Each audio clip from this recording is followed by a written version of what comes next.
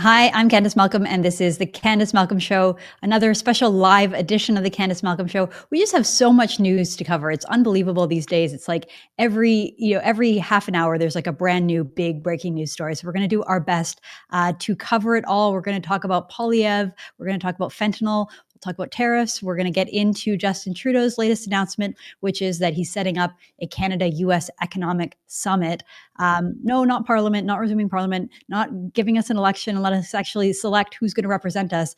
He's just going to hand select a few elites, and they're going to sit and talk about what we should do here. Unbelievable. We'll hopefully later in the show get to Trump, what he's said about Gaza and what's happening down there. And we will talk about the Ontario election. I'm very pleased today to be joined for the whole show by one of my favorite journalists in Canada. I'm talking about Brian Lilley. He's a journalist, author, and broadcaster. He is actually, yesterday we had Chris Sims on, and she was working with me back in the Sun News days. Brian is sort of like the original Sun News host, and he's a tremendous journalist. So, Brian, thank you so much for joining us today. Oh, thank you. Someone else was just telling me about chatting with Chris Sims, and I said she was actually an intern with me in radio in CFRA back in Ottawa. So, Wow. long connections with you and Chris. Great to see you again. Great to join you. Yeah, it's great. It's so fun to have you on the show. And so I think the main story that we're going to talk about today, Brian, is Pierre Poilievre's recent announcement. So he put this out this morning. He's going to be going live later in the day at 12:30 p.m. Eastern time. So we will keep an eye on that. But for now, we'll tell you that Pierre Poilievre released a video this morning saying that if elected as prime minister, he would impose life sentences for fentanyl kingpins. So let's play a bit of that video. He drives home this point that making and selling fentanyl is mass murder, and that our laws and our criminal justice system should treat it that way. So let's play this clip. Call mass fentanyl trafficking what it is: mass murder. Selling 40 milligrams of this poison is enough to kill 20 people. It's like spraying bullets into a crowd. You might not know who you are killing, but statistically, it's certain that someone will die. That's why I'm announcing today, as part of my Canada First plan, that common sense conservatives will bring in mandatory prison sentences, including life sentences for anyone caught trafficking, producing, or exporting over 40 milligrams of fentanyl, and 15 years for traffickers caught with between 20 milligrams and 40 milligrams. So, Brian, what do you think of Pierre's announcement today? I think it's fantastic. And part of the announcement is also repealing the Liberal law Bill C5. And I was just looking up on my phone.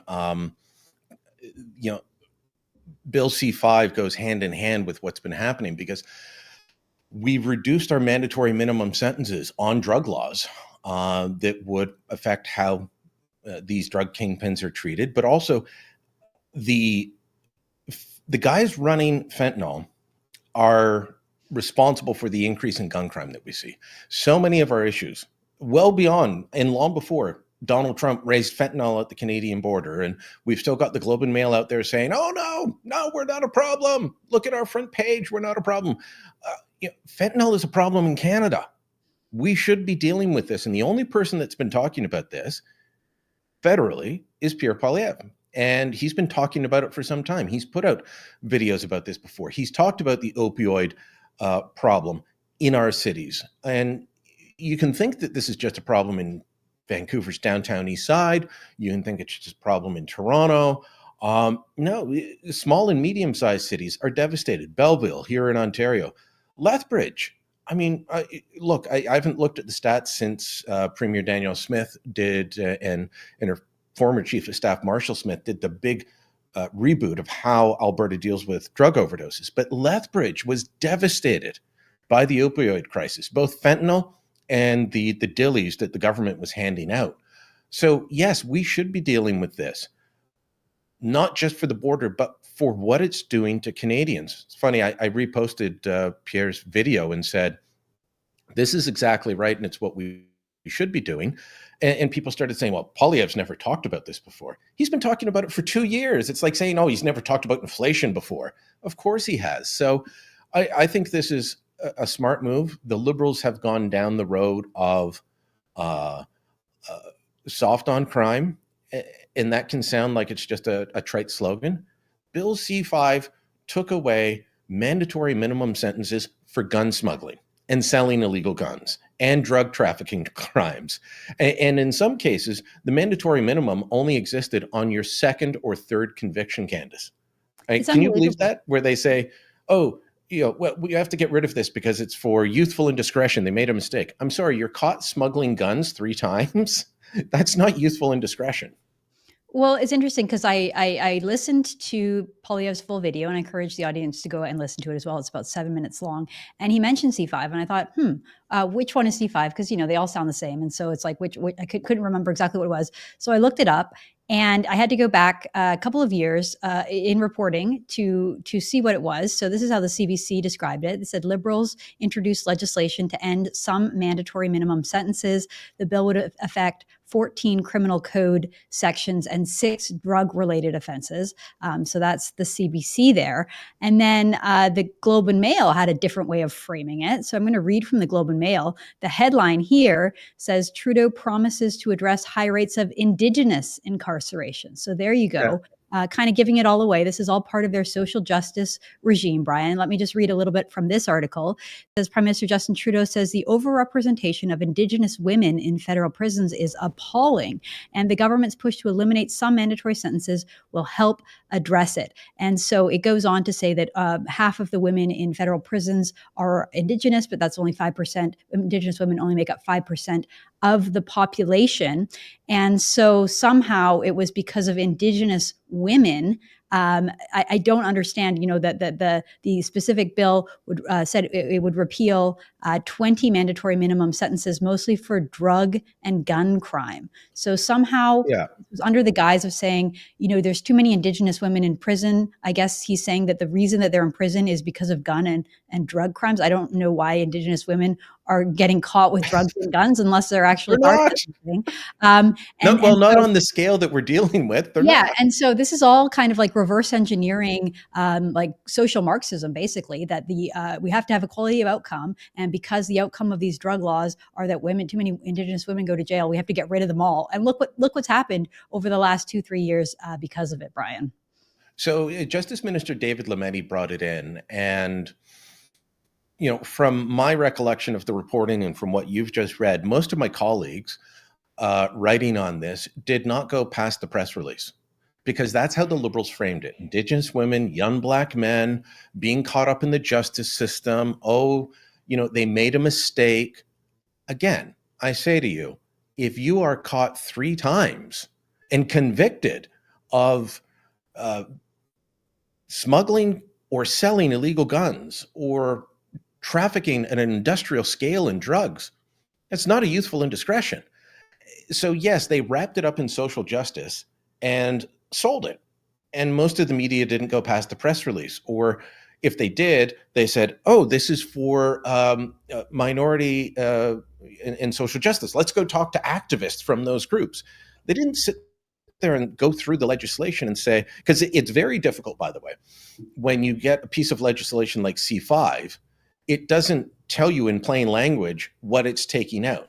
It'll tell you this section is replaced by this. Well, you have to go into the actual criminal code, look up the section, and then see what they're replacing it with. And it becomes quite shocking. And that's why I was writing at the time, this is utter insanity. This is hug a thug, catch and release.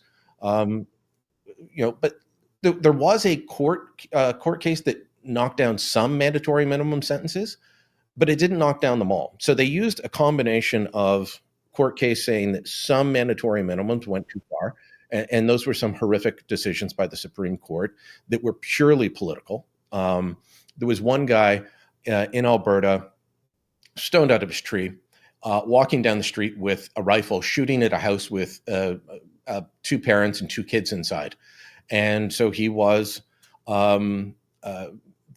charged, he was convicted, they appealed, and based on the hypothetical, what the courts call a reasonable hypothetical, which is completely unreasonable, and they just make it up, they said, well, this law goes too far because it could be used against someone caught with an airsoft gun. So therefore, the entire mandatory minimum has to be thrown out. So the Liberals took that decision, wrapped it up in social justice with saying Indigenous women and Black men are too overrepresented, and took away common sense mandatory minimums. So that's why I think both on the life sentences for drug kingpins and getting rid of C5, I think Poilievre is onto something. And I think the public mood is going to be with him. And a lot of people who voted for Justin Trudeau in the past will look at his promise and say, yeah, that makes sense. And then they'll look at the Liberals. What have they've been doing on it? Their response to the entire fentanyl crisis has been to put more opioids into our communities through these so-called safe supply, give them hydromorphone pills, which hasn't worked. I completely agree. I think that Canadians are done with this, right? Like, I think when Bill C5 was introduced, it was 2022. It was still sort of the zeitgeist was like social justice and woke politicians. And it was also in the wake of the unmarked graves hoax and moral panic that was happening around there. So I think the idea of anything to help First Nations Canadians said, okay, sure. Whereas, things have really changed. And I think a large part of that is Donald Trump driving the agenda, driving the narrative to say. Well, I think it was changing in Canada on this stuff even before Trump, but he adds to it. He adds to it, yeah. So Poilievre says that Canada has become a drug manufacturing hotspot. Super labs in Canada synthesize the drugs using precursor chemicals, and the ingredients make fentanyl. So the video, again, does a great job just kind of is showing what happens. And to your point, it's not happening in big cities. I mean, it is too, but it's also happening in smaller places like Falkland, BC. One of the things that I've noticed, Brian, is that the legacy media has really downplayed Canada's role in fentanyl. You mentioned that the front page of the Globe and Mail there was talking about how really, Canada contributes such a small amount compared to what's happening in the United States. Here we saw CNN making the same point. Canada makes up just 0.2% of border fentanyl seizures. And Daniel Dale of the Toronto Star. Okay, yeah. He's at CNN now, but right. Daniel Dale only checks one type of politician. He does not fact check Liberals. Yeah, his fact checks are nauseating. I think he fact checked after the Trump-Harris debate and decided that Trump had lied like 200 times and Kamala Harris had only lied once, which, I was watching. I had almost the opposite. You and I have been around politicians long enough to know they all lie. Well, it depends. Yeah, like any tiny little like minor, even Trump just kind of boasting in the way that he does, Daniel Day would count that as a lie. Whereas Kamala Harris like blatantly lying about the fact that there's no active servicemen in the United States anywhere. And then that was like actively debunked by like active servicemen sharing a video of themselves on social media. So anyway. So, yeah, we've got this claim that we're not an issue. And then trying to figure out, I know we'll get into the border stuff in a bit more, but this relates to it. Trump's executive order on bringing in the tariffs that were supposed to hit Tuesday, the one that he signed on Saturday, it cites a report from FinTrack, a Canadian federal government agency. So I just want to read a quote here. It says, with respect to smuggling of illicit drugs across our northern border, Canada's Financial Transactions and Reports Analysis Centre recently published a study on laundering of proceeds of illicit synthetic opioids, which recognized Canada's heightened domestic production of fentanyl, largely from British Columbia, and its growing footprint within international narcotics distribution. That report was up on the FinTrack website for several weeks. It's now down. We have our own reports saying this, and yet our national conversation since Trump raised the issue is, there's nothing to see here. We're not bad. Oh, wait, one of our banks just paid a huge fine for laundering money in the States? Look away. Well, exactly, because it's inconvenient to the narrative. And to your point, like I agree that it's about more than just fentanyl. Obviously, Trump won the election on multiple flanks, right? He said that he wanted to crack down on the border and that he was done with the invasion on the South. And it was really, that was one of the key components of his victory. But he also has a much more protectionist approach to economics. And obviously with bringing in someone like J.D. Vance as his running mate, there is sort of talk that they're bringing in kind of like a new protectionist model where they, one person that Trump often references is the 25th American president, William McKinley. McKinley was known for his tariffs, and Trump talks about that sort of like Yeah, glowingly. he loves McKinley. Yeah, so that's kind of made us all go back and reread the history books and try to remember exactly what that looked like. Obviously, the world was a very different place back in the 1800s, but I wanted to get your thoughts on it. Like, do you think that this really is about the border, drugs, and national security, or is this something about like a new kind of economic populism on the right? Both, and if you listen carefully, they will tell you that. So, look, is our migrant problem crossing over from Canada into the U.S. as big as Mexico? No. But it's not less than 1%, which is what our government says. It is, by my calculation, using the publicly available numbers from Customs Border Patrol, we are, last year, roughly 7% of interdictions at the border. We've gone up to almost 200,000 last year. 43,000 of them were Indian nationals who were in Canada on visas.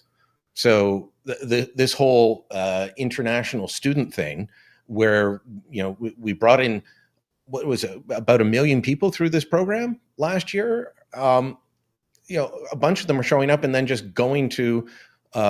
We know many of them show up and then don't go to their schools. They're just using it as backdoor immigration. But the Americans are also saying, wait a minute, people are using your lax system as a way to come to America and then declare asylum and try and enter the U.S. illegally. We know about the smuggling operation south of Montreal into Vermont, New Hampshire. All those things are there. And I was writing about this problem when the Biden administration was still in, and they were complaining about it. So we have to take that issue seriously. The fentanyl issue, it's mainly that we are their bankers. Again, if you read the executive order, though, they do talk about it going into the States from Canada via the mail system, which is how China used to ship fentanyl to Canada. They would use the mail. And so they've asked that we find ways to deal with that. That's a reasonable request. So that's the 25% tariffs are about the border. And Trump's pick to be Commerce Secretary, Howard Lutnick, smart man, very successful in business.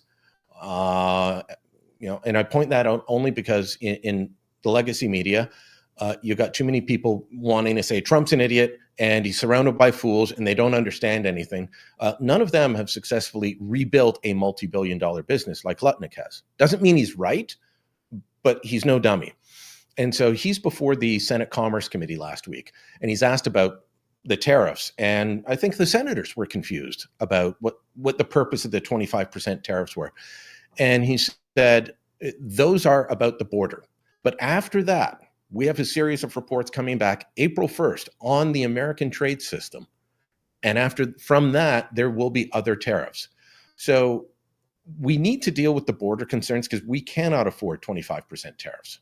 But we could end up, after all this is said and done, with 10% tariffs on some of our goods or other non-tariff trade barriers put in place because the Americans have a bunch of trade irritants with us. Look, we have them with them.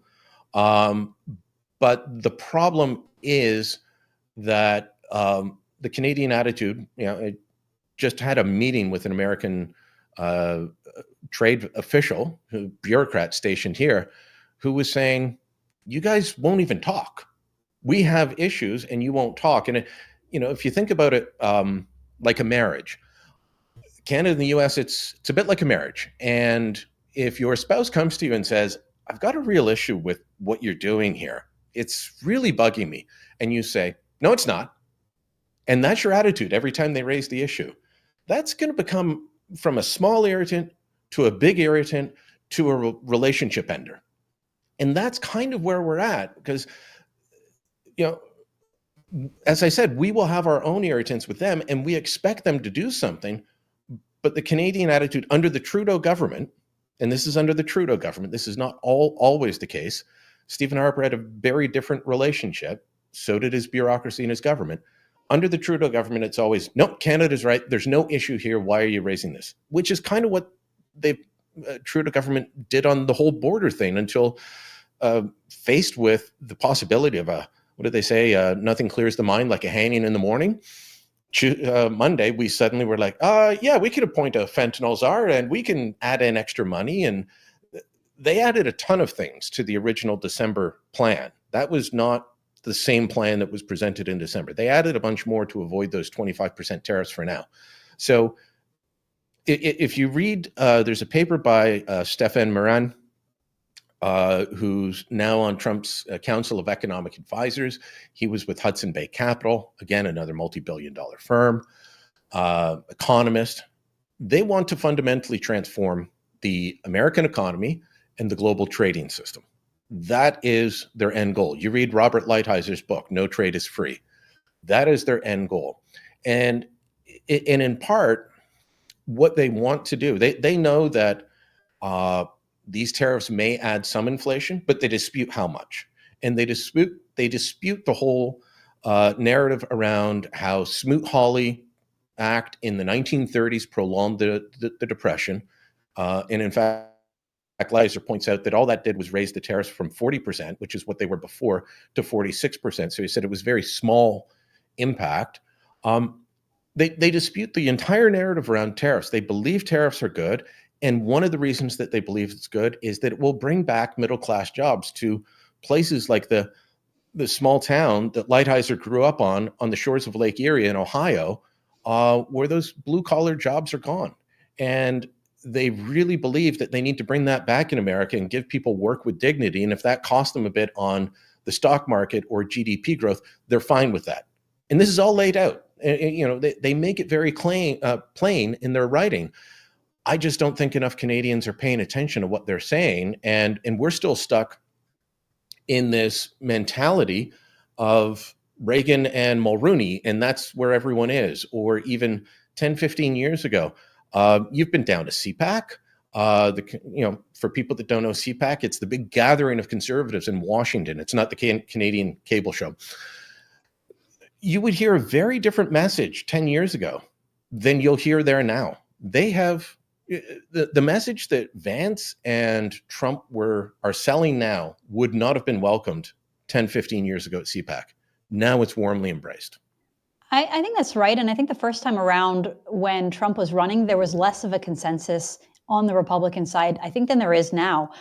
Brian, I just think the world has really changed, obviously, since the Reagan years, when a lot of this free trade apparatus was set up. China was like an insignificant but growing economy. I think it was... Well, in Reagan's years, we weren't worried about China. We were worried about Japan. Right. Everything's made in Japan. Right. Yeah. And the world has just so totally changed. So it's like you're trying to set up a free trade apparatus with an actor in China that doesn't abide by our free trade, like free market system. And so the mistake I think that Canada's made is just putting itself in opposition to the United States and treating them like they are the enemy. What I saw over the last week, a lot of chest thumping and saying like we can do it without the Americans. It's like, well, I mean, what kind of world would that look like? I think that Canada needs to do everything it can to get back into Trump's good books to say, we're part of the same continent. We want security for the entire hemisphere. Yes, you should change your trade structure with China because China cheats, and crack down and change the rules and impose that tariff. But don't punish Canada when our entire economy has been set up to do back and forth across the border. And then I think that there are some sacred cows in Canadian domestic policy, like Trump's named a few of them. Regulations around banking, obviously airlines, things like when it comes to dairy and the supply management quotas that Canada puts on. Like we have a lot of anti-free trade barriers as well. What do you make of, or what's your reaction to that? Well, first off, the people saying that we can do this without the Americans, we don't need them. The only way that you can say that and believe that is if you are independently wealthy or part of the laptop class. If you make things, if you grow things, if you extract things from the ground, no, we can't. Look, can we do a better job of diversifying our trade? Absolutely we can, and we should. Although Justin Trudeau announcing that he wants to kickstart talks again with the UK on a free trade agreement, while we're in the middle of dealing with this, is probably just going to annoy the Americans, so not bright. But we should do that. Even if we do that, though, and we take advantage of the, 15 free trade agreements that Stephen Harper signed specifically for this purpose that no one's taken advantage of, even if we do that, the United States is still going to be our biggest trading partner. So, yeah, we need to be able to work with them. And they don't want us to, sure, Trump keeps talking about us being the 51st state, but really what they want, Candice, is they want a reliable partner. And whether, sure, Trump hates Trudeau and doesn't see Canada as a reliable partner. Guess who else didn't see Canada as a reliable partner? Joseph R. Biden, Barack Obama. This has been a problem for a long time now. So we have to start aligning ourselves better. Do we want to be with China or do we want to be with the U.S.? That's kind of the choice right now. Panama decided they were going to be with China, and that caught Trump's ire. And when we were renegotiating NAFTA during Trump 1, Justin Trudeau's decision to go in the middle of those renegotiations to try and get a free trade deal with China completely irritated the White House. Everybody in the Trump administration was furious.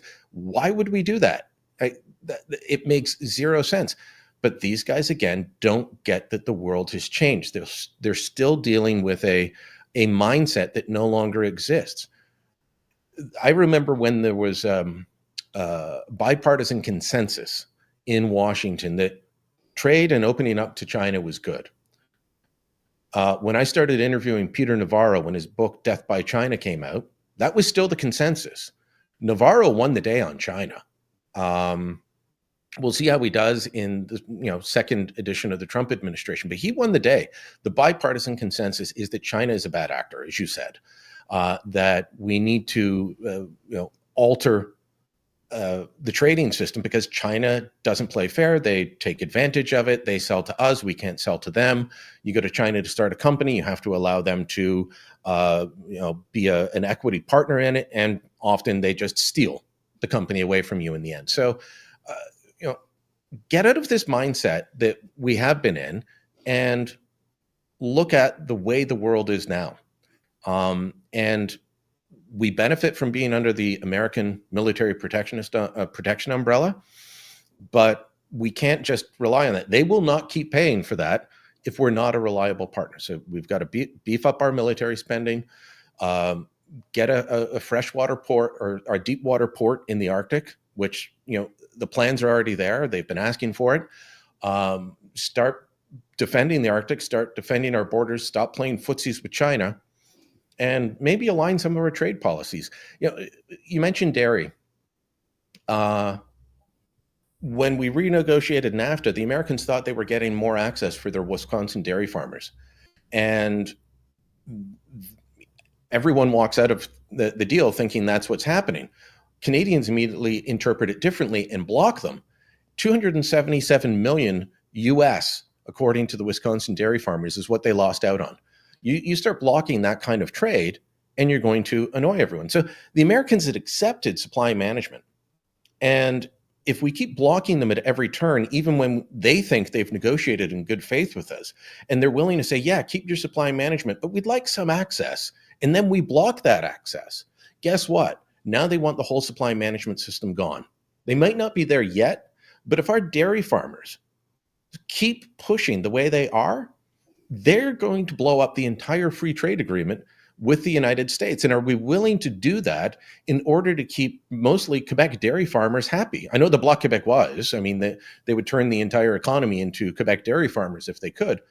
But that would be a really stupid move, to block the Americans so much that they say, forget it. Either the whole supply management system's gone or we're ripping up the trade agreement. And we could end up at that point.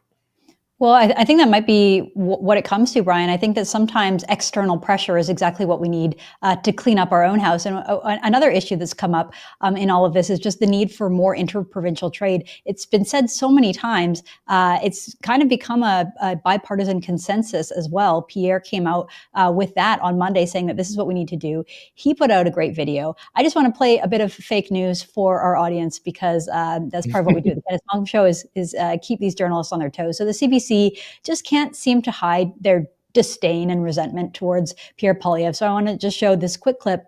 This is how Janice McGregor describes Pierre Poilievre and his video. Let's play that clip. Provincial trade barriers.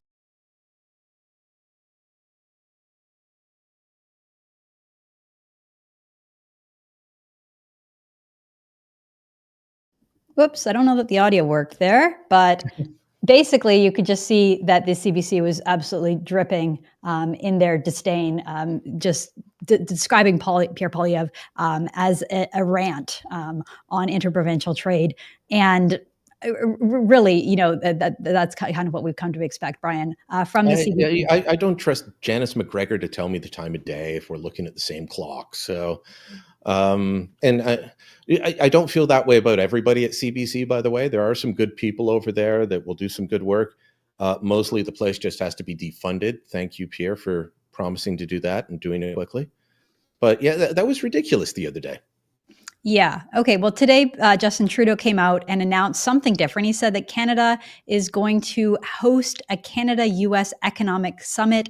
It was described here by Laura Stone of the Globe and Mail as a landmark event hosted with members of the Council on Canada-U.S. Relations to galvanize business and investment across Canada. And this is set to take place on Friday. So this is kind of the best that Trudeau can come up with, Brian.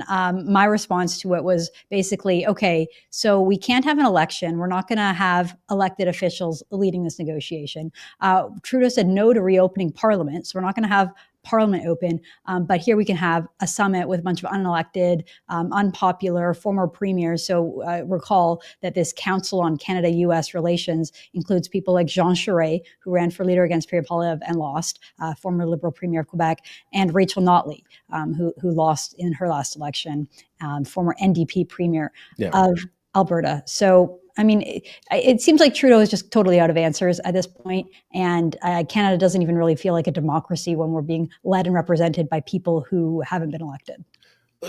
Look, there's some good and smart people on that panel from the business side, and even some from the labor side who get what's going on, but they're not the government. And adding Jean Charest, who I've known a long time, and actually. I have time for Jean, but going back to covering him when he was opposition leader in Quebec and then premier, but he's not elected anymore. Neither's Rachel Notley. Why do they get to have more say than our parliament? Our parliament should be recalled. Chrystia Freeland says that she will recall it if she wins the Liberal leadership. I don't know how many of your audience members that signed up and registered to vote are going to vote for Chrystia Freeland rather than Ruby Dalla, let's say. But Freeland's not going to win. Carney will not bring back Parliament. Trudeau will not bring back Parliament.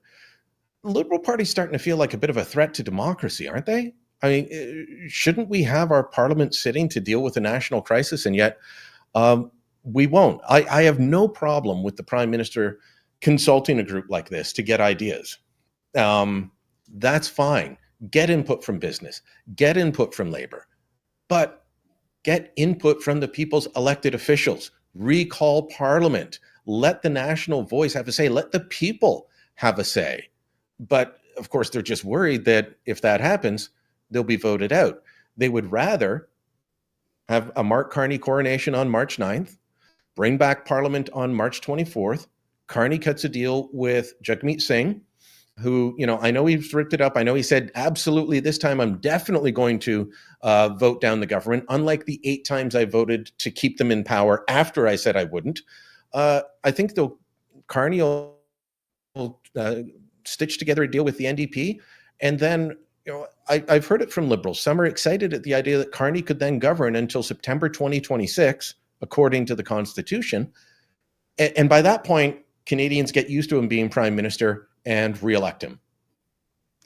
I saw a video of you. I think you were in Queen's Park Yep. explaining that went viral. Everybody was just kind of, I mean, to me, that's the worst case scenario. That is like the nightmare scenario, because I already feel, Brian, that Canada, yeah, and it could happen. It could happen. I mean, I feel like Canada's, I don't know if we're quite at rock bottom now, because I think usually when you hit rock bottom, you have like a sobering experience and commit to change. And I don't know that we've had that.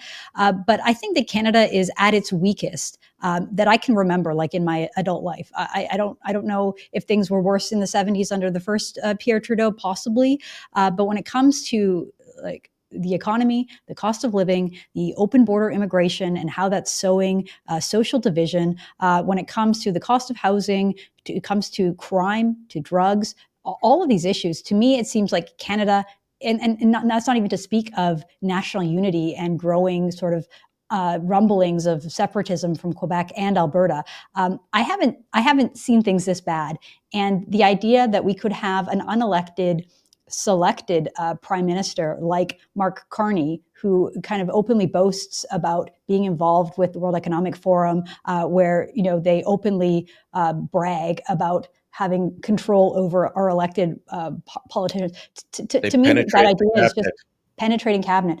To me, that I have a hard time imagining how Canada can get through something like that. I wanted to talk a bit about Mark Carney, because when the tariff situation came up, I get that he's running for leader of the Liberal Party, but he put out a statement on tariffs. And again, maybe he was trying to sound prime ministerial, but he wrote in it, he said, "I am in regular contact with Foreign Minister Melanie Joly. I fully support her efforts, along with those of Finance Minister Dominic LeBlanc, Immigration Minister Mark Miller, Public Safety Minister David McGuinty, as well as all their American counterparts." And so this sort of sparked a bit of a controversy, because people were wondering, like, in what capacity are you speaking with American delegations and sort of giving orders to Canadian ministers of the Crown? He's not a member of Parliament. He's not in cabinet. He's not the prime minister yet.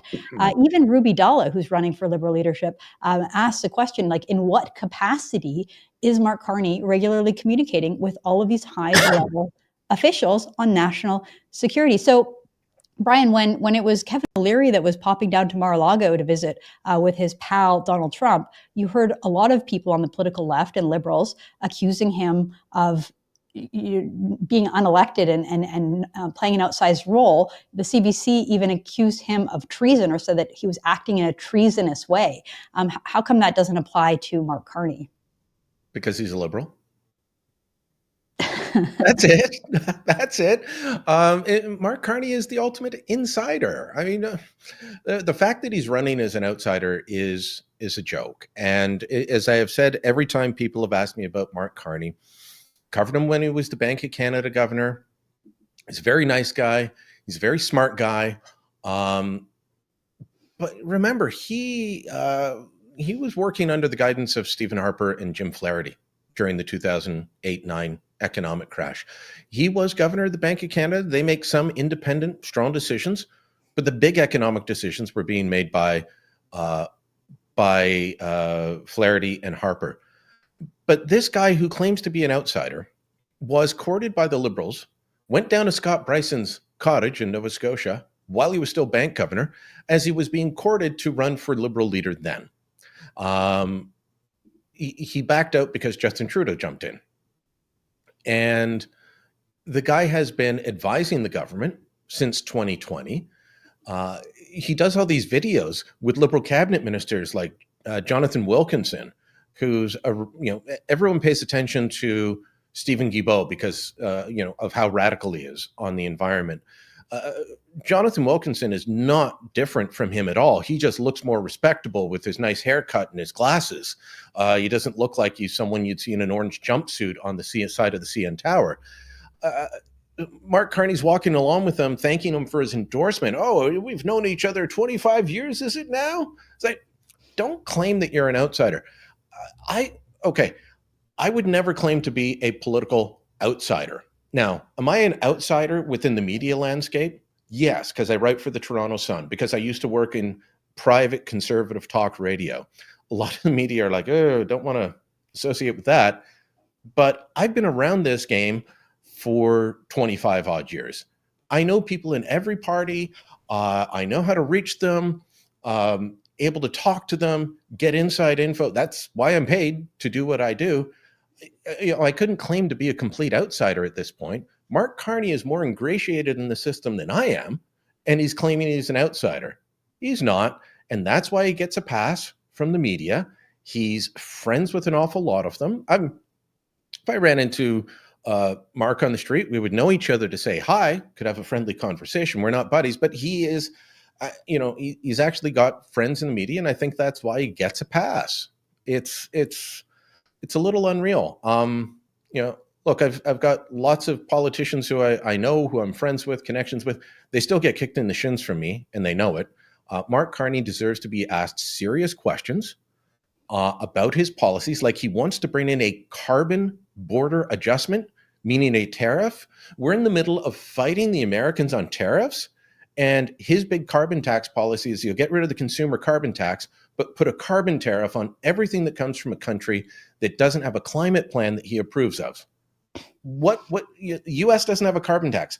What do you want to bet it would be on American goods? And what do you think the reaction would be? You'd put the most left-wing Democrat in the White House. We put a carbon tariff on every import from America. What do you think the reaction is going to be from the Americans? Economic war. Well, absolutely. I think Canada certainly dodged a bullet this week when Trump decided to move away from the 25% tariff, although to your point, it might still come and other tariffs might still come. But it seems like Trump has, he's moved on. He's talking about a new deal, not talking about Canada being the 51st state anymore. And now he's talking about Gaza. So I want to talk to you, Brian, about this latest development. Trump had Israeli Prime Minister Benjamin Netanyahu in the White House yesterday, and Trump just made this absolute bombshell announcement saying that the U.S. will take over Gaza and develop it, and that the Palestinians should leave. Unbelievable. So I want to play this clip. Here is Trump talking about what he wants to do. The U.S. will take over the Gaza Strip, and we will do a job with it, too. We'll own it and be responsible for dismantling all of the dangerous unexploded bombs and other weapons on the site, level the site and get rid of the destroyed buildings, level it out, create an economic development that will supply unlimited numbers of jobs and housing for the people of the area. Do a real job, do something different. Just can't go back. If you go back, it's going to end up the same way it has for 100 years. So I guess Gaza is going to be the 51st state, not Canada. We might be 52. Brian, what do you make of this? Quite the bold prediction. I don't know who's going to live there after it's developed, though. Is he going to give it to Israel, or will the Gazans be able to come back?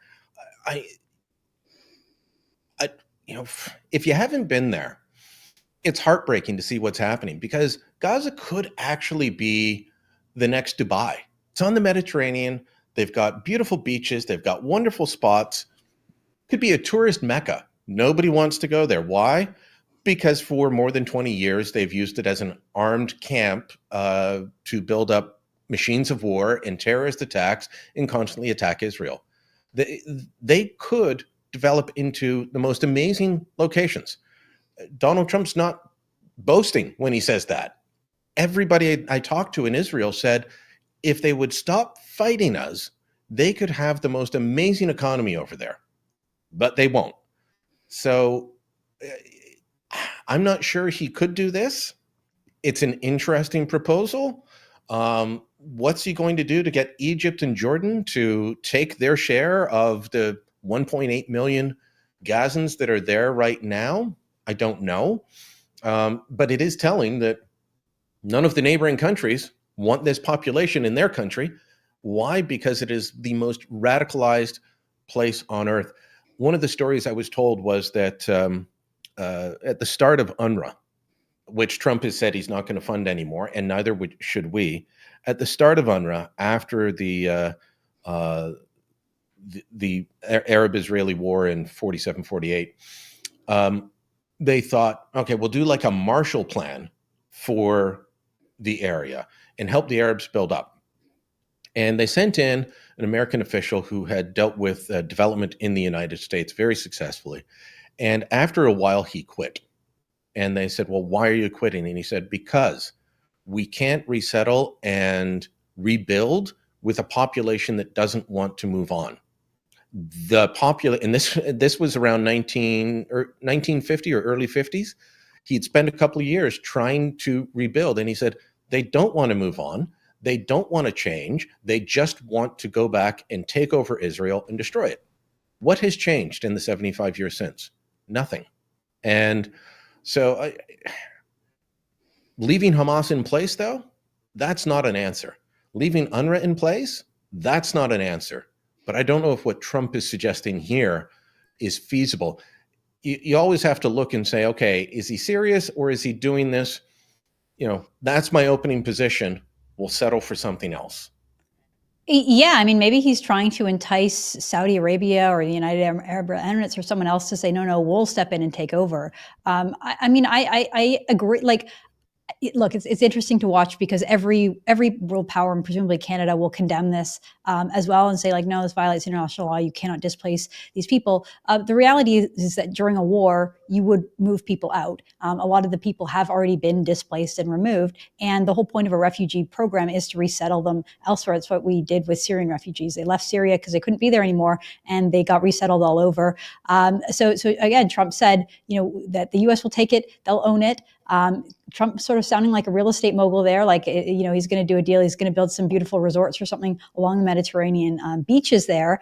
And then he said that the territory, that the people should move to territory in countries like Jordan and Egypt. And to the point that he just made, these countries have resisted because it's such a radicalized population. Like at this point, I think it's like Canada and the UK are the only countries that have actually said that they would take even just a small number of Gazans. One or two others, and I think Australia, Indonesia maybe. took them for in exchange for some cash. But I think Saudi Arabia could do a good job in the area. They are not tolerant of radical populations. They are trying to they know that they had their own problem with radicalization, and they're in some ways trying to reform their branch of Islam. So they may be able to do something good, and they would be able to develop it very well. But nobody wants to invest and create jobs in Gaza. Nobody wants to go and stay at a hotel in Gaza because you'll get, even before the war started, the risk of violence was quite high. So, there's the solution at the end of this has to be that the terrorist group that took billions of dollars of aid money from countries like Canada, like the United States, like Germany, and dug up water pipes that were supposed to be for to make sure people had clean water to drink, dug them up or just never put them in the ground and used those water pipes to build rockets. Those people can't be left in charge. The people that starve their own population or use them as human shields can't be left in charge. And right now, if Israel just walks away, that's who's left in charge, unless somebody else like the U.S. or Saudi Arabia goes in and cleans things up. But it'll take a long time to de-radicalize a population that has been taught in schools that you and I paid for to hate Jews simply for existing. And that's what they've been taught for far too long.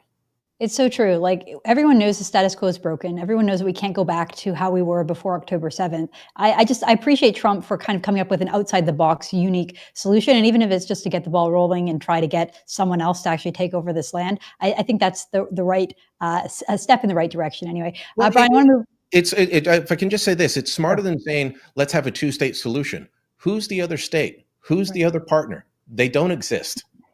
Exactly, because you can't have terrorists running that place anymore. I want to talk with you about the Ontario election. I know you're there in Toronto and Queen's Park reporting on it. We had both major candidates under a bit of fire in the last few hours here for hot mic incidents. So just to provide a bit of context for everybody. So Doug Ford triggered an election last week. The election date here in Ontario will be February 27th. So it will come before the updated 30-day or 28-day pause on tariffs. Interesting because Doug Ford kind of triggered this election saying that the ballot box question was who could best deal with Trump and respond to Trump. And that issue's kind of been neutralized. And so now we have an election, and I'm not sure what the ballot box question is. Maybe you can answer that for us. But first, Doug Ford, much like Donald Trump, has received union endorsements, which is not something that's common for conservatives. So he has a whole number of unions, including Unifor, the United Auto Workers, endorsing him.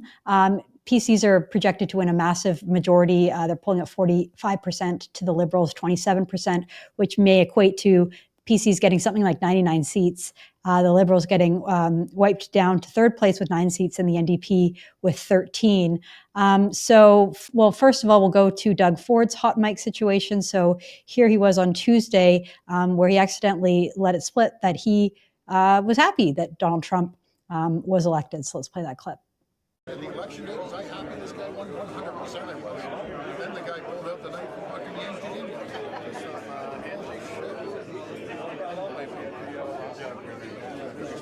So I don't know if Ford realized that he was audio was on there, but you could hear him say that he was 100% happy when Donald Trump won the election. Then he felt betrayed, saying that Trump pulled out the knife and yanked it into us. Later on that campaign stop, he was asked if he is still supporting Donald Trump, and he replied, absolutely not. Let's play that clip. Thank you. You've previously voiced support or admiration, I suppose, for Donald Trump. Do you can still consider yourself a Trump supporter? Absolutely not. Can you expand on that? He's just so disappointing. I'm sure there's millions of Canadians that thought, okay, this might be a good change down in the U.S. It's been a disaster. I'd never support that guy in my entire life. So he really had a change of heart there. I don't know if it's controversial for him to say that he 100% supported Trump in the first place, but made it very clear that he's very disappointed. Now, not to be outdone, the Ontario Liberal leader, Bonnie Crombie, who's a former mayor of Mississauga, was also caught on more of a hot mug. This is, I think, much more damaging to her brand. She can be heard saying that she doesn't care about Brampton. I think we have that clip if we can play that. No, that's here. No, that's here. That's Brampton, you're saying? No, not in Brampton. Just in Brampton. No. I don't go to anything in Brampton. It's not my city. I don't care. Not my city. I don't care. I'm not clear exactly when that video audio came from, but it is making the rounds, trending and circulating. Not a great thing for someone who wants to be premier of the entire province. So, Brian, what's your take on all this?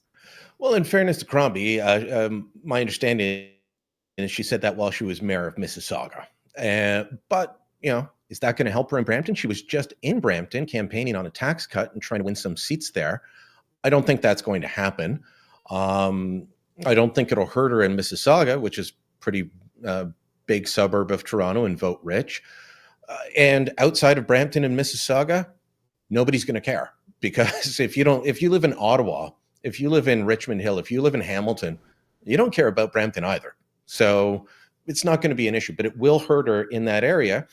And the Liberals were hoping to make gains there. They're the only ones that can take those seats away from the PCs this time. I don't think the NDP, who won some seats in the area in 2018, I don't think they can do it now. We'll see how the hot mic about Donald Trump plays out, or maybe it's already played out. I mean, the news cycle is so fast these days that people moved on. It'd be hard to say since November 25th, when Trump posted his comments about 25% tariffs, which were shocking to everybody. He had talked about 10% tariffs, never 25% aimed at Canada. Nobody's been more vocal in trying to fix that than Doug Ford. I mean, he's even done more interviews than Danielle Smith. She's probably like right behind him. The two of them on American media constantly trying to make Canada's case. The Prime Minister wasn't. So you can't say that, he's been out there endorsing what Trump's doing now. So we'll have to wait and see if it hurts him in a couple of days. The opposition parties just aren't able to punch through right now, though. And you said that the tariff issue has kind of been neutralized. No. And Ford has been rightly making these comments. Whether it's tomorrow, next week, next month, 6 months from now, there's going to be more tariffs and there's going to be more protectionist measures. Why would he have been in favor of Trump over Kamala Harris, though? What most people don't realize is that the Democrats were incredibly protectionist. Just like there's been a change in the bipartisan consensus on trade overall and on China, protectionism is back in vogue in both parties. And the only difference between Trump and the Democrats, whether it's Obama, Biden, or Harris, is that the Democrats will come at you smiling and give you a big hug and tell you how wonderful you are while they slip the knife between your ribs. And Trump comes at you with the knife up here, screaming that he's coming for you. He tells you up front. They do it sneakily. Harris was behind some legislation that most of it passed, the Inflation Reduction Act, but there were other features in the original edition of the Inflation Reduction Act that would have decimated Ontario's auto industry. And the only reason they got taken out was that Senator Joe Manchin from Virginia, and I forget the name of the two Democrat senators in Georgia, they represented auto plants that weren't unionized, and they had included language that said it had to be unionized. So some of that got watered down. But at the end of the day, the Inflation Reduction Act, the IRA, is still the reason why all those EV battery deals, the billions and billions to Stellantis and Volkswagen, thankfully, those have not been paid out yet, by the way. Those were to match what the Americans were offering in the Inflation Reduction Act. The good news is the language in the contract says if you don't produce the batteries, you don't get the tax break. It's a tax break, not a direct handout. And two, if the Inflation Reduction Act is rescinded or goes away in any way, shape, or form, we're off the hook.